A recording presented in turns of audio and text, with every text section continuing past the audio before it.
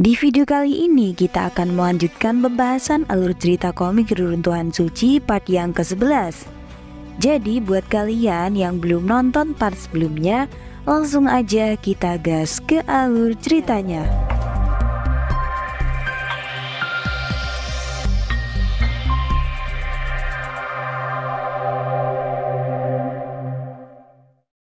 Setelah Chu Feng bertemu dengan Xia Ganyu dan Russell Jiang, kali ini mereka pun sedang membahas tentang apa yang dilakukan Chu Feng sehari-hari. Xia Ganyu pun bertanya tentang Chu Feng yang dikenalkan sebagai seorang aktor. Namun Chu Feng rupanya sedikit sebal lantaran harus syuting dari pagi sampai malam hari. Mendengar hal tersebut, rupanya membuat Xia Ganyu sangat terkejut lantaran ia yang baru memulai menjadi aktor tidak pernah syuting selama itu. Cukup mengesankan bisa ikut syuting selama itu. Kalau jadi pemeran utama, kau mungkin bisa terkenal, ucap Russell Jiang.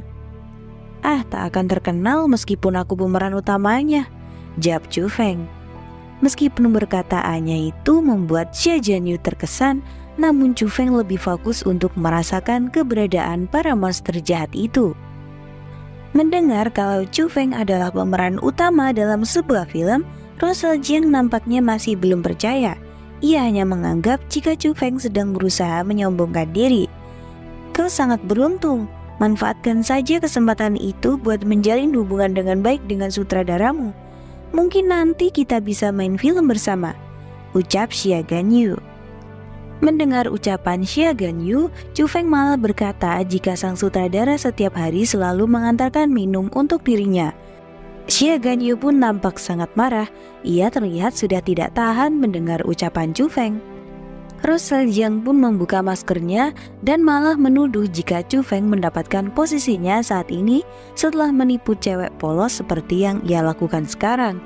Melihat wanita itu adalah Russell Jiang, nampaknya membuat Chu Feng sangat terkejut.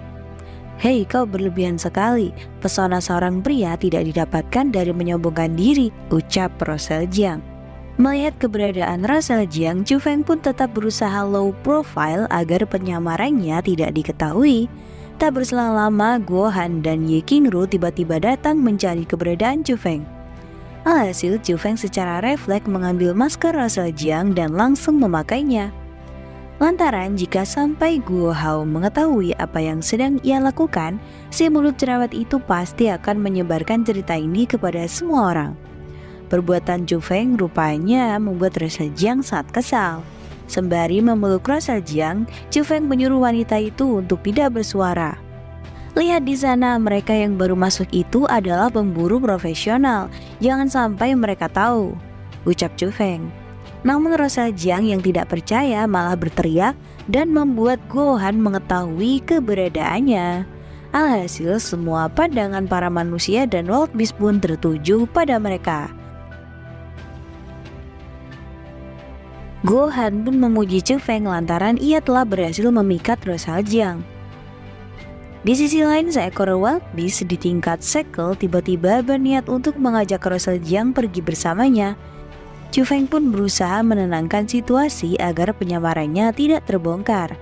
Akan tetapi tiba-tiba Lu Xiyun muncul dan menendang wajah monster itu.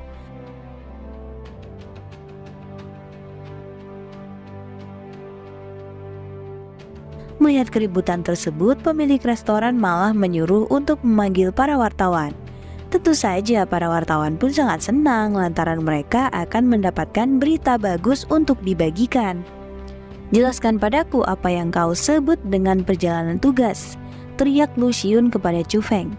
Di saat yang sama, Xia Ganyu dan juga Ye Qingru tiba-tiba mengucapkan kata-kata yang membuat para wartawan itu beranggapan jika Chu Feng berkencan dengan banyak wanita. Namun tiba-tiba si kecil Lu Xiyun berkata jika Chu Feng adalah pacarnya seorang. Keadaan di tempat itu pun semakin buruk dan membuat Chu Feng tidak bisa lagi berkata-kata. Guo Han pun sangat bangga kepada Chu Feng yang telah berhasil memikat banyak wanita. Chu Feng pun sontak berkata jika si lali kecil itu adalah adiknya. Akan tetapi nampaknya perkataan Chu Feng itu malah membuatnya semakin terpojok. Di sisi lain, seekor monster sapi tiba-tiba memegang pundak Chu Feng dan berkata, Meski ia belum mengakui kehebatan manusia, namun ia mengaku masih kalah dengan Chu Feng soal urusan wanita. Ia masih kalah jauh jika dibandingkan Chu Feng.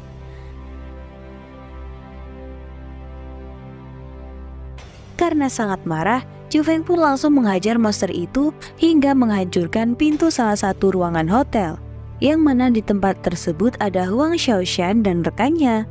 Tepat seperti apa yang kuperkirakan, memang ada sesuatu yang aneh di ruangan yang tidak bisa kudengarkan.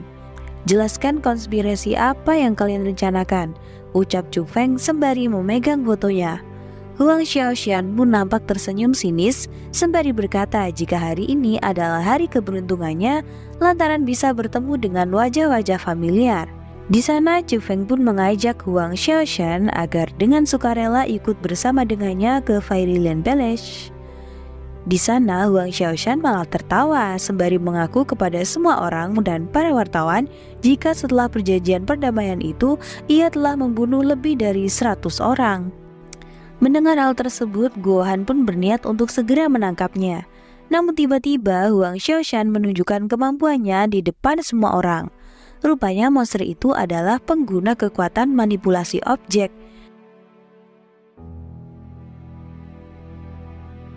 Di saat bersamaan, para anak buah Huang Xiaoshan pun bersiap untuk pertarungan. Si monster itu lalu menghalangi pintu keluar hotel agar tidak ada orang yang bisa melarikan diri dari tempat tersebut. Xiaoshan pun mengungkapkan latar belakang keluarganya yang ternyata berasal dari keluarga para petinggi Wild Beast. Dan hal itu membuat Xiaoshan merasa jika Lu Teng sekalipun tidak akan berani menangkapnya. Alhasil si monster rubah jahat itu pun berniat membuat dua kesepakatan dengan Chu Feng. Pertama, ia berniat untuk membunuh semua orang yang ada di tempat itu.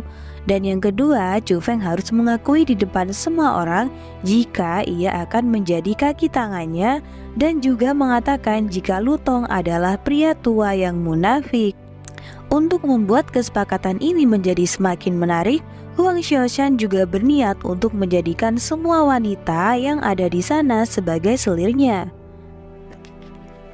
Ayo jawab aku dengan senyuman, apa kau setuju? Tanya Huang Xiaoshan kepada Chu Feng. Sembari tersenyum, Chu Feng pun langsung memukul Huang Xiaoshan dengan sangat keras.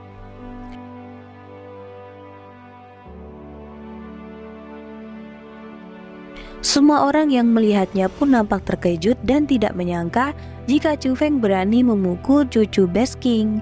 Meskipun Huang Xiaoshan sudah mencaci makinya, Chu Feng masih saja menampari wajah monster jahat itu. Keparat, berani sekali kamu menamparku. Ayah angkatku adalah Best King dari Nanshan, ucap Huang Xiaoshan yang terlihat tidak bisa berbuat apa-apa.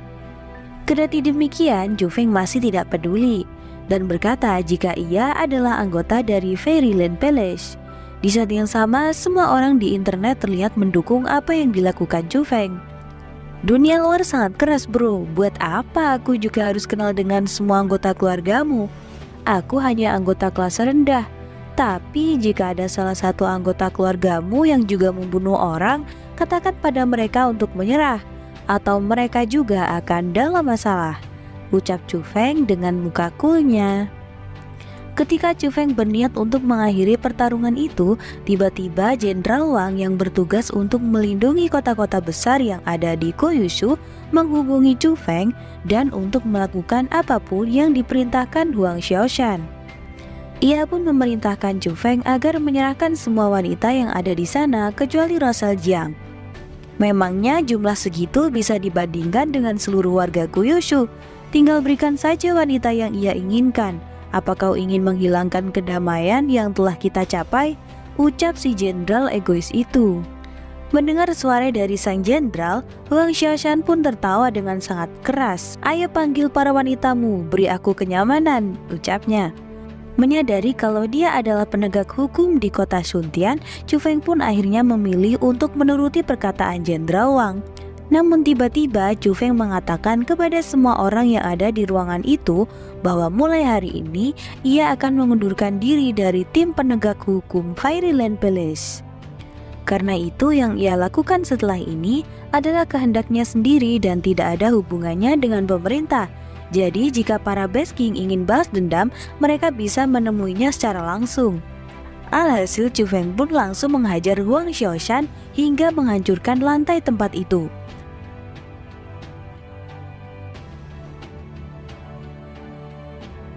Sontak perbuatan Chu Feng itu membuat semua orang sangat terkejut. Di sana, Guo Han pun bertanya mengenai keberadaan Huang Xiaoshan. Namun Chu Feng menyadari jika monster jahat itu berhasil melarikan diri dengan menggali lubang.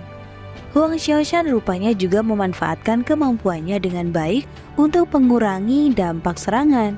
Kendati mereka berhasil menangkapnya, tapi Guo Han tahu jika pasti Jenderal Wang juga akan melepaskan monster jahat itu. Sembari meninggalkan tempat itu, Chu Feng pun berkata, jika cepat atau lambat ia pasti menghabisi Huang Xiaoshan. Sebelum insiden itu terjadi, Chu Feng ternyata telah menggunakan teknik Golden Sensei sehingga tidak ada korban jiwa dalam peristiwa itu. Namun untuk mengganti kerugian dari pemilik hotel, Chu Feng pun meminta maaf dan memberikan wild fruit. Insiden di Hotel Carlton pun sedikit menjelaskan keadaan manusia saat ini. Meskipun tidak ada insiden pembantaian, namun manusia sama sekali tidak memiliki kemampuan untuk melawan para wild beast. Kejadian tersebut tentu saja membuat semua warganet gempar. Bahkan keberanian Chu Feng telah membuat beberapa orang yang pernah dianiaya oleh wild beast ikut bersuara. Sementara itu, para wild beast dengan latar belakang tertentu juga mulai berkumpul. Di sisi lain, Rosal Jiang rupanya menaruh ketertarikan kepada Chu Feng yang ia anggap mungkin bisa mengalahkan Raja Kera. Karena itu, ia pun berniat untuk segera mendekati Chu Feng. Tak berselang lama, pelayan Rosal Jiang pergi menemui wanita itu untuk melaporkan berita yang sedang hot hari ini, di mana media ternyata mengabarkan berita palsu dengan menyebut jika Rosal Jiang dan Chu Feng memiliki hubungan gelap setelah pertempuran besar dan Lu Xiyun adalah anak mereka. Sementara itu Huang Xiaoshan yang berhasil selamat ketika ada pelayan yang ingin merawatnya, si monster jahat itu malah membunuhnya. Akan kuberi kau pelajaran betapa kuatnya kaumku, ucap Huang Xiaoshan. Di sisi lain, Luo Tong kembali menghubungi Chu Feng dan menyuruhnya untuk segera kembali ke Fairyland Palace dan menyingkirkan masalah ucapannya beberapa hari yang lalu. Chu Feng, kita bicarakan pengunduran dirimu nanti saja. Kembalilah ke Fairyland Palace. Pesawat khusus sudah siap. Kita pergi sekarang, cepat ke sini, perintah Luo Tong. Untuk menjaga ketentraman keluarganya, rupanya saat itu Chu Feng tinggal di hotel. Chu Feng bertanya apakah saat ini Beast King sudah mulai ikut campur dengan urusan mereka. Luo Tong pun membenarkan hal tersebut. Huang Xiaoshan dan si merak adalah cucu dari ketua Panshan dan Peacock King. Hal yang paling ditakutkan oleh Luo Tong adalah kekuatan di belakang tetua Panshan. Legenda mengatakan jika ia memiliki sebuah organisasi berisi setidaknya 5 Beast King. Tak ada yang tahu aktivitas dan tujuan mereka. Hanya saja dari banyaknya legenda memperlihatkan bahwa mereka tidak dapat disentuh oleh manusia. Di sana Luo Tong pun memerintahkan Chu Feng untuk segera kembali ke Fairyland Palace. Setelah itu ia akan memikirkan cara untuk menyelesaikan masalah ini. Namun, Chu Feng masih bersikukuh untuk tidak kembali dan berniat untuk membereskan masalah ini sendiri. Kita sudah punya bukti kuat, jika dibiarkan, World Peace akan semakin brutal, ucap Chu Feng. Akan tetapi Luo Tong malah berkata jika Chu Feng tidak tahu sedang berurusan dengan siapa. Dengan latar belakang Huang Xiaoshan, mereka hanya bisa melepaskannya. Tentu saja hal tersebut membuat Chu Feng semakin marah. Ia tidak habis pikir jika mereka menangkap seseorang harus juga memperhatikan latar belakangnya. Chu Feng, kali ini masalahnya tidak bisa diselesaikan hanya dengan kekerasan. Tetap bersembunyi, kau sudah memasuki Snakel tahap 0. Tinggal masalah waktu sampai kau bisa menerobosnya, ucap Luo Tong. Luo Tong menambahkan, jika Chu Feng adalah satu-satunya manusia di Hushu yang dekat dengan pertarungan tingkat raja. Karena itu, Luo Tong harus tetap memastikan jika Chu Feng selalu dalam keadaan aman. Setelah memahami perkataan Luo Tong, Chu Feng pun akhirnya pergi bersama teman-temannya di malam hari. Rupanya saat itu, White Tiger sudah menunggu kedatangan mereka. Di sana, White Tiger pun berkata jika tindakan yang telah dilakukan oleh Chu Feng telah menyebabkan masalah bagi Fairyland Palace. Karena itu, White Tiger pun ingin mengingatkan tentang dua hal kepada Chu Feng. Yang pertama, nanti jika Chu Feng ingin membuat keputusan lagi, ia harus mempertimbangkan konsekuensinya. Dan yang kedua, White Tiger menganggap jika keputusan Chu Feng beberapa hari yang lalu adalah tindakan yang bagus. Di sana, White Tiger akan membuat Chu Feng pergi ke tempat penyembahan. Lantaran dari informasi yang diberikan oleh Kepala Institut Paleontologi kalau sebentar lagi wild fruit di tempat itu akan matang. White Tiger menjelaskan jika tempat penyembahan tersebut merupakan tempat yang pernah digunakan Kaisar kuno untuk menyembah dunia. Dan saat ini semua Beast King sedang memata-matai tempat itu. Namun sebelum pergi ke sana, mereka terlebih dahulu akan kembali ke Fairyland Palace untuk merencanakan misi ini. Kau itu Shackle tahap 0 dan yang paling mungkin menjadi raja di antara kita. Selama ini Beast King tidak mempedulikannya. Kita manfaatkan kesempatan ini untuk menjadi sosok tingkat raja, ucap White Tiger. Akan tetapi karena Chu Feng tidak meningkatkan kemampuannya dengan wild fruit, ia pun berniat untuk memberikan buah itu kepada White Tiger. Di sisi lain, Chu Feng rupanya masih memikirkan tentang keberadaan wild soil di kuil penyembahan yang mungkin saja akan berguna bagi perkembangan benih wild fruit miliknya. Dalam perjalanan itu, tiba-tiba Chu Feng melihat seekor monster bernama Xian Huang yang mengincar nyawa mereka.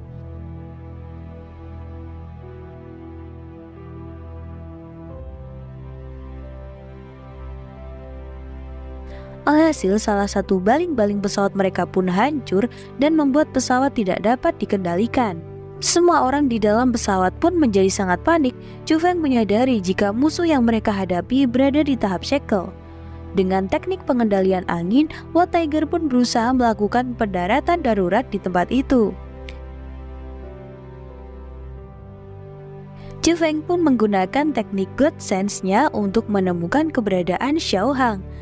Dan setelah berhasil menemukan keberadaannya, Chu Feng pun langsung menggagalkan serangan monster jahat itu.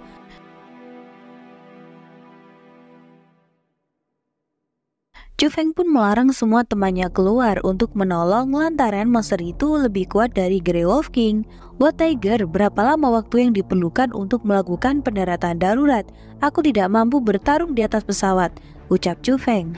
Benar saja, monster itu pun kembali menyerang Chu Feng hingga menimbulkan getaran dahsyat di dalam pesawat. Chu Feng sebenarnya ingin menggunakan teknik breathing method untuk mengalahkan monster jahat, namun pesawat itu tidak akan mampu menahan kekuatannya. Karena itu, Chu Feng pun berpikir jika yang terpenting saat ini adalah melindungi pesawat dan semua teman-temannya. Sementara itu, di luar ternyata masih ada dua monster lagi yang sedang menunggu Xiao Hang menyelesaikan pertarungannya.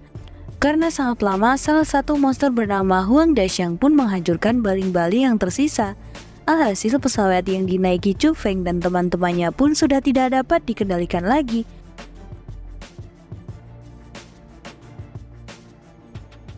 Rekannya tidak berguna, abaikan saja mereka. Ayo kita mulai siaran langsungnya, agar seluruh Wushu tahu bagaimana kita bertiga mencabik-cabik Chu Feng, ucapnya. Akankah Chu Feng berhasil selamat dalam peristiwa tersebut? Kita akan mengetahui di video pembahasan alur cerita komik part selanjutnya ya. Jadi jangan lupa subscribe untuk notifikasi berikutnya. Dadah!